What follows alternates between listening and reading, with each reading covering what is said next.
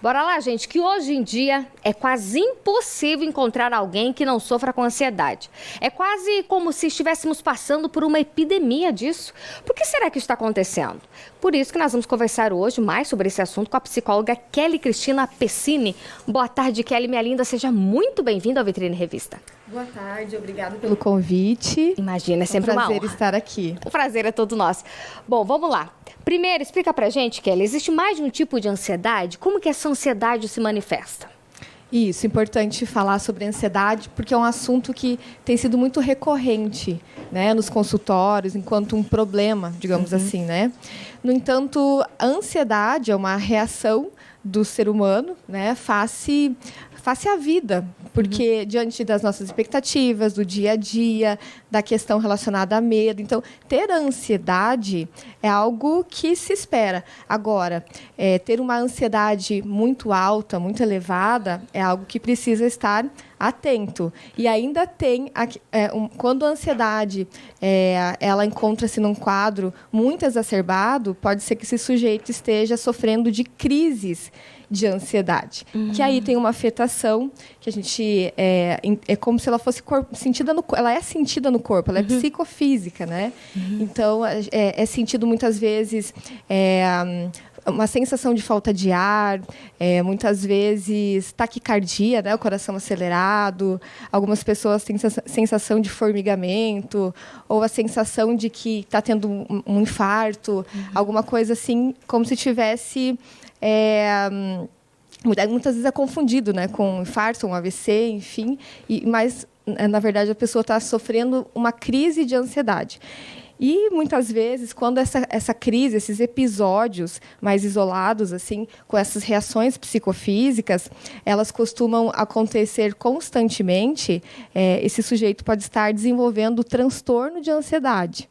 Opa, aí a gente já está falando de uma psicopatologia. Entendi. Então, assim, é normal ter um pouco de ansiedade. Por exemplo, antes de uma reunião, antes de uma prova no colégio, aquele friozinho na barriga. Isso é do ser humano e as pessoas vão ter essa emoção, esse sentimento. Agora, o que não é normal é quando isso passa a atrapalhar a vida dessa pessoa ou a ter esses sinais físicos em que a pessoa acha que está morrendo, que está tendo um taquicardia. É nessas situações. É isso, Kelly?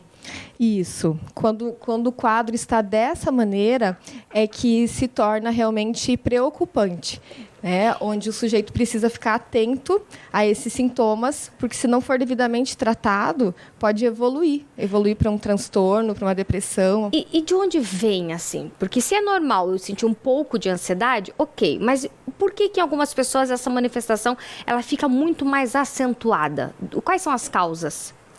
Então, quando a pessoa ela está apresentando as crises, né, ou esses episódios de afetações psicofísicas que estão, como você disse, interferindo na funcionalidade do cotidiano, das atividades, né, onde ela está tendo dificuldade, sendo impedida, então algum sofrimento.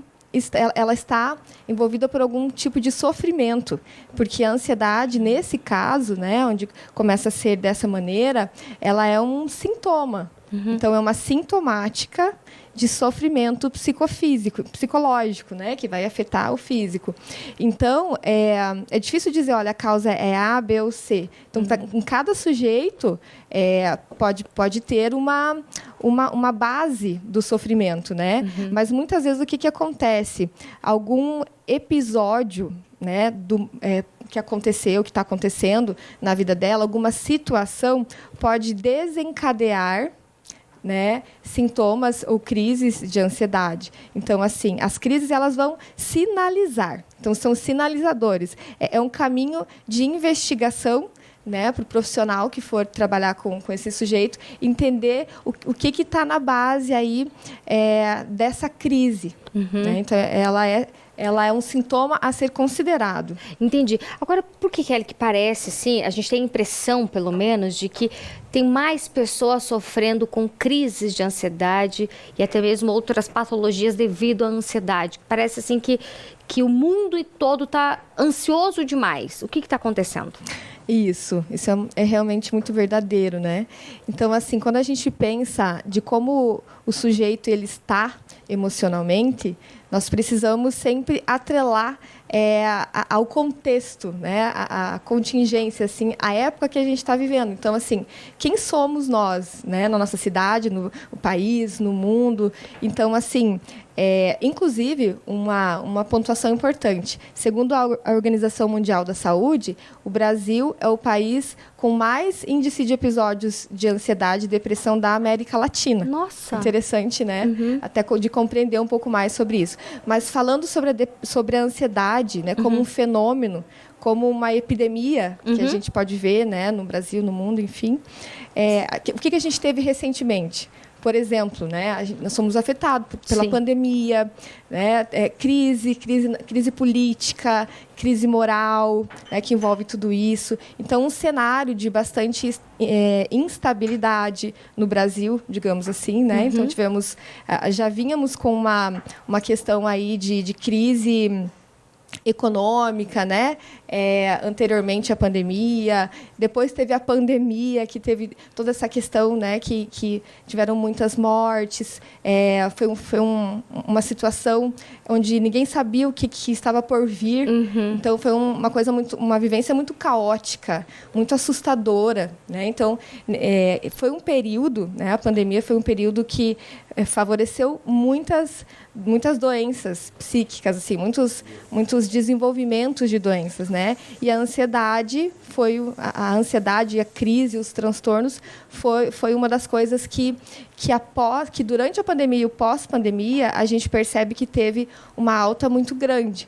E o pós-pandemia, não somos os mesmos da pandemia. A gente tem as consequências da pandemia, né, de todos os níveis, assim, seja numa questão de se perguntar, né, se questionar a vida, porque a morte estava diante de todos nós. Quem não teve uma morte de um ente, né, que realmente faleceu, teve mudanças no emprego, teve receio da própria morte. Então, assim, muitas mudanças aconteceram em função da pandemia e do quanto que isso afetou todas as pessoas. Então, e aí teve também, nós temos, né, estamos ainda lidando com uma questão da economia, né, se reorganizando, quando houve aí toda a questão da época de eleição, então crise política, então, todo esse cenário vai gerando na população em geral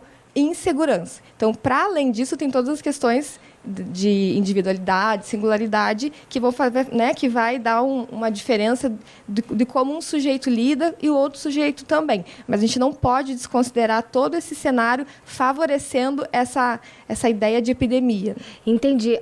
Kelly, para a gente finalizar, quais seriam as dicas, por exemplo, para quem está passando por ansiedade, está tendo crises de ansiedade, ou a pessoa que está tendo recorrentes, está se sentindo mais ansiosa desde a pandemia e agora? Quais seriam as dicas principais?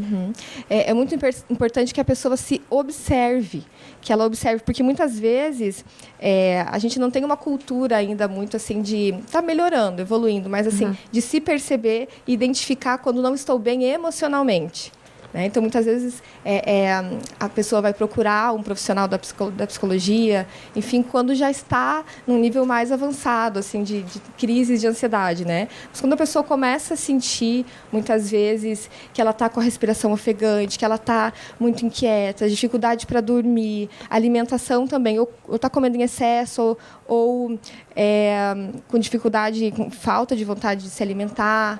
Enfim, são N as possibilidades de indicativos de ansiedade, né? Então, assim, obviamente, ter uma qualidade de vida, buscar ter um estilo de vida onde você respeita ali, né, a atividade física, lazer, onde você tenha momentos com pessoas que você ama, né, e se perceber nesse contexto, assim, né, o que me dá sentido, o que traz sentido. Então, assim, é de trabalhar esse sentido e essa qualidade de vida, né? Isso é uma das alternativas de prevenção. E quando já está, né, tendo constantes sensações, buscar uma ajuda profissional.